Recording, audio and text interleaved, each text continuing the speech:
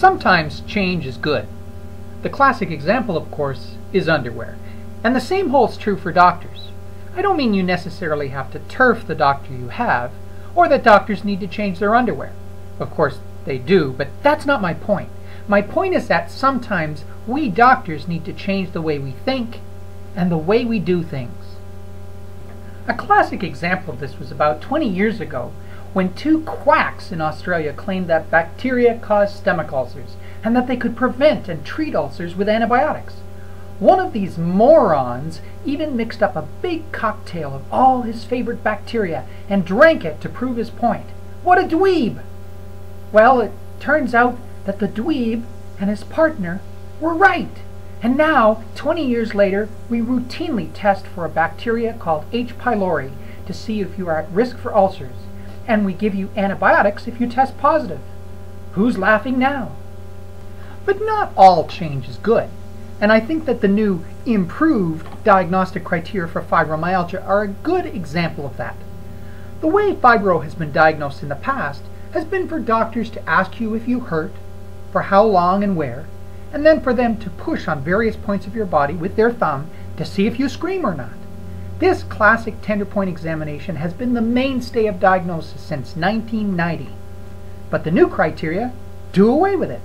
Now, instead of any doctor taking the time to actually examine you, all that's needed is a questionnaire that asks you if you hurt and then asks you where. It's even fun. The questionnaire gives you 19 different choices where you might hurt. Your left upper leg, your right upper leg, your left lower leg, your right lower leg, and so on. And once you've finished part 1, you move on to part 2 and rate the severity of your fatigue, your waking non-refreshed, and any cognitive problems you have, like remembering what the heck I've been chattering on about for the past 3 minutes. Then, finally, you move on to part 3 and you're asked if you have headaches, lower belly pain or cramps or depression. It's kind of like ordering at a Chinese takeout. I'll take numbers 5, 8, 10, 14, 17, some wonton soup, and oh, those cute little almond cookies.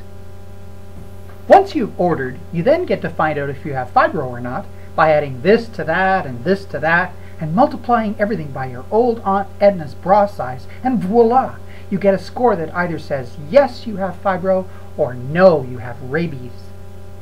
It's so simple. You can be diagnosed in the waiting room just by filling out the questionnaire yourself before the doctor sees you. And if your hands are so bad you can't hold on to a pen, no worries. You usually have to wait so long anyway.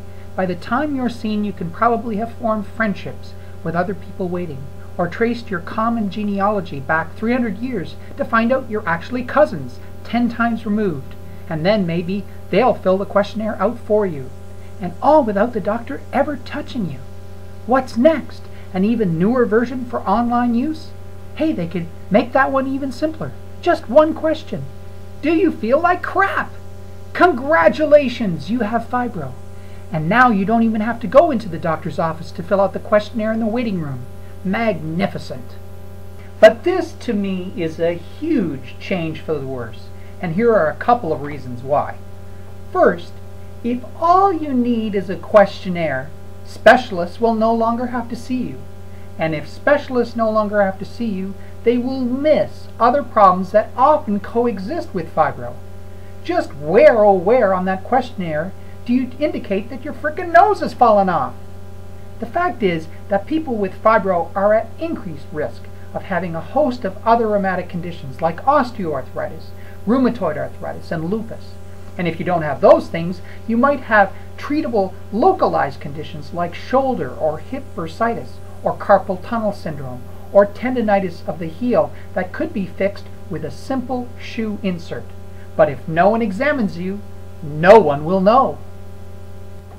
And second, who'll believe you? If you have trouble making your family doctor believe you now, even after a specialist has confirmed that you have fibro, how will it be for you if you go in saying you diagnosed yourself on an online shopping channel or while visiting a porn site? Now, to be fair, many rheumatologists are still happy to see you, though I've seen more and more start saying no and hiring bouncers. And a small percentage of neurologists who generally call themselves functional neurologists see fibro patients too. And the new questionnaire was supposedly created only for research purposes. Mind you, the same can be said of the old criteria. And they became the gold standard for diagnosis. And the new questionnaire is not intended for self-administration, though it's only a matter of time before that happens. But I'm still concerned. What the heck was wrong with the old criteria anyway? And how do these criteria improve anything? My fear is that many specialists will see these new criteria that require no physical examination at all to confirm fibro as another reason they don't need to see you. And more doctors in general will see them as yet another reason to justify calling fibro a non-physical disease, despite a mountain of published scientific evidence now proving otherwise. And that means they're making the same exact mistake the doctors did when they doubted those two Australian doctors who said they could cure ulcers. And who's the dweeb now?